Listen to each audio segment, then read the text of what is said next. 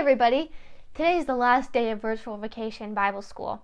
Over the past few days, we have been learning about how God is here. And today, to top it all off, we're going to learn that God is my hope.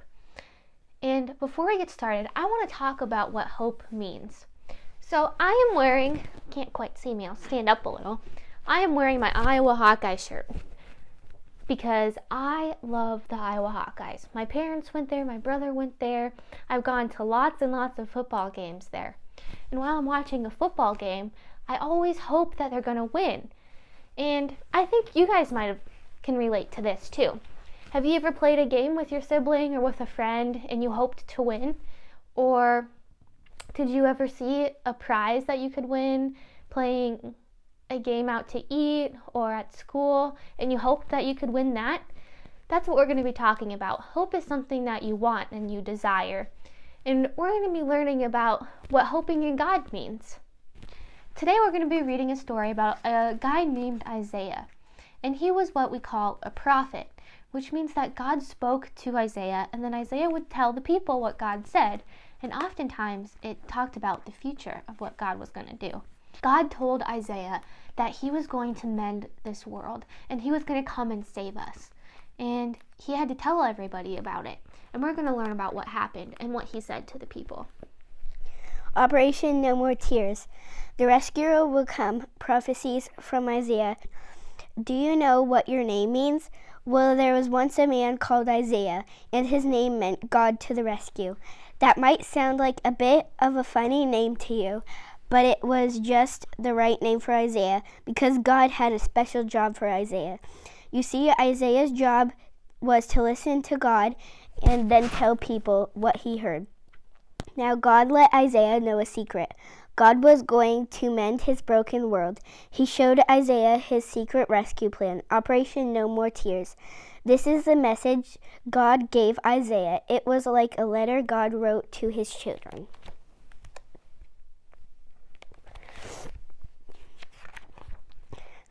Dear little flock, you're all wandering away from me, like sheep in an open field. You have always been running away from me, and now you're lost. You can't find your way back, but I can't stop loving you. I will come to find you. So I am sending you a shepherd to look after you and love you, to carry you home to me.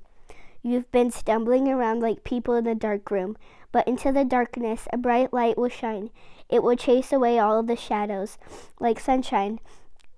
A little baby will be born, a royal son. His mommy will be a young girl who doesn't have a husband. His name will be Emmanuel, which means God has come to live with us. He is one of King David's children's children, the Prince of Peace. Yes, someone is going to come and rescue you, but he won't be who anyone expects. He will be a king, but he won't live in a palace, and he won't have lots of money. He will be poor, and he will be a servant. But this king will heal the whole world. He will be a hero. He will fight for his people and rescue them from their enemies. But he won't have big armies, and he won't fight with swords. He will make the blind see. He will make the lame leap like deer. He will make everything the way it was always meant to be. But people will hate him, and they won't listen to him. He will be like a lamb. He will suffer and die. It's the secret rescue plan we made from before the beginning of the world. It's the only way to get you back, but he won't stay dead. I will make him alive again. And one day, when he comes back to rule forever, the mountains and trees will dance and sing for joy. The earth will shout out loud. His fame will fill the whole earth as the waters cover the sea. Everything sad will come untrue.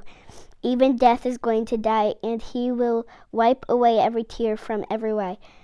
Yes, the rescuer will come. Look for him, watch for him, wait for him. He will come, I promise. Poor Isaiah. He read God's letter over and over to God's people, but no one listened to him at all. Ever. They didn't want to hear God's promise. They didn't believe it. Did it sound maybe too good to be true? A story that ends happily ever after. Well, it does sound like a fairy tale, doesn't it? And as anyone will quickly tell you, fairy tales aren't true, or are they? In the story, God told Isaiah a message. And in this message, he said he was going to be sending someone who was going to rescue us. And this person he was going to send was going to come into the world as a baby and named Emmanuel, which means God is with us. He also said that this person was going to be a king, but he wasn't going to live in a palace and he wasn't going to have a lot of money. But he was going to be a hero, and he was going to heal people and save people, and he also was going to die. But he was going to come back and beat death and live again. How awesome is that? And he talked about how he's going to be with us forever and ever. And God promised us that this rescuer was going to save us, and he was never going to leave us. And the sad thing is, a lot of people didn't believe him. But what we know today is that God always keeps his promises. He doesn't just make them. They all came true. The person he was talking about is Jesus, and he came.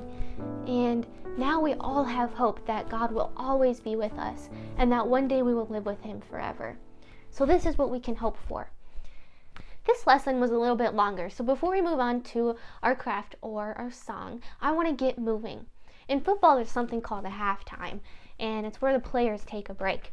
So that's what we're going to do now. We're going to take a break, but instead of sitting down for a break, we're going to move our bodies. We're going to do some jumping jacks. Let's do 10.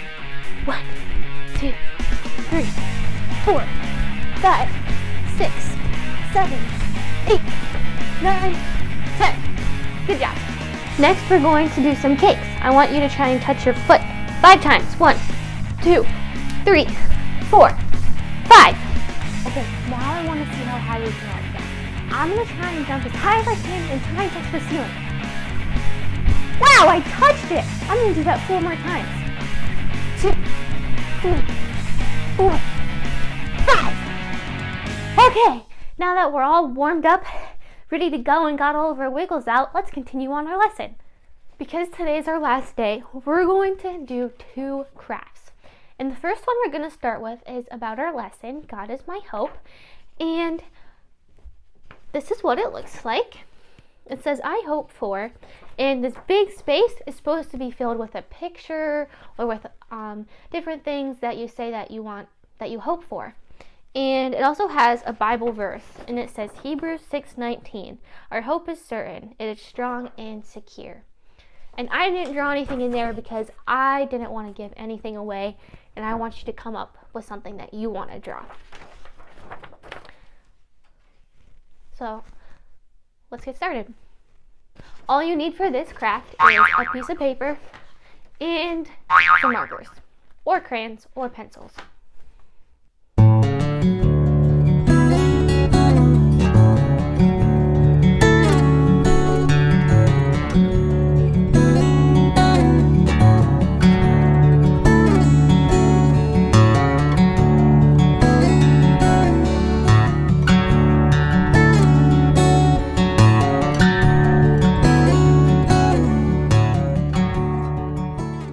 Before we move on to our next craft, which is about our memory verse, I'm going to have my friend Grace sing a song about my hope is in the Lord.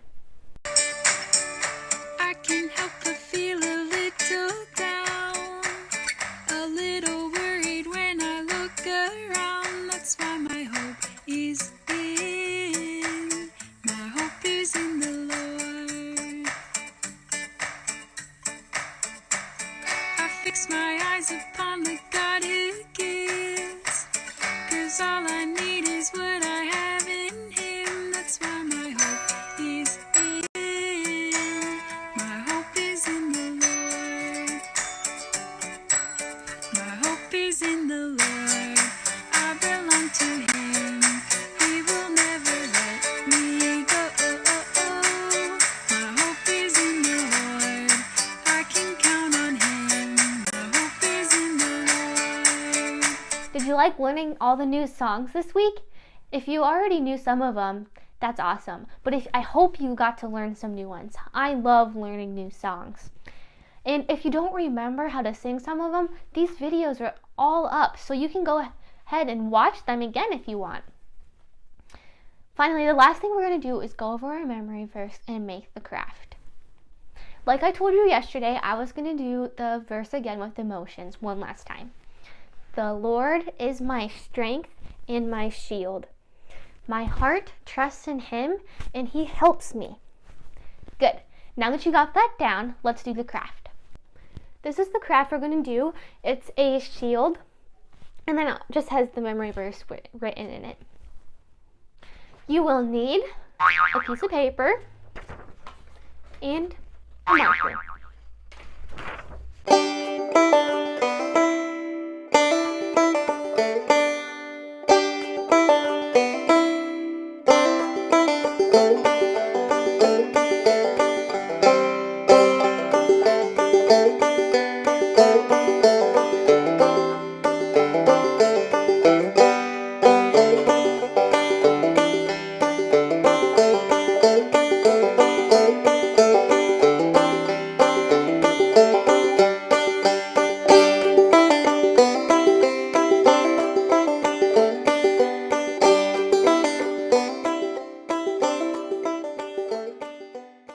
We've made lots of crafts this week, and I think it would be really fun to have an art show for your parents. You can lay them all out on the table or on the floor and explain to them what each craft means and what you learned. And they get to see your awesome art too. And I think it will be really fun. But now it's time for me to go. I've had such a fun time being your teacher. Throughout this week, we've learned that God is with us. God is my friend. God is my Father, God is our healer, and God is my hope. Thank you for joining Camas Church's first time ever virtual vacation Bible school. I hope the next time I see you that it'll be in person. Have a great day, and remember all these truths that you learned about God this week. I have one last tip to give you before we go and before Vacation Bible School is over. Today's tip is to tell your kids how important it is to wash their hands. Super, super, super, super important. Make sure that they're doing it right. Have them sing their ABCs as they scrub their hands and make sure they're doing it the whole time so that all those germs are gone and we can stay healthy. All right. Thank you, parents, for having your kids join in the Vacation Bible School. I hope you've enjoyed it and your kids have had fun learning and you've been able to engage with them about all the things that they've been learning as well. Thank you, and have a great week.